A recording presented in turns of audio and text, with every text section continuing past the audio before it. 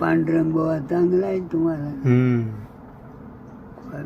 इथं कीर्तन होते आता सप्ताह झाला तेव्हा. हा चांगलं आहे विचारलं वे काय पोरायला जपत आहे.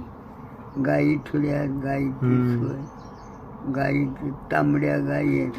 हो दूध यासाठी केला शेवटचा दिस गोड व्हावा. शेवटचा दिस गोड व्हावा.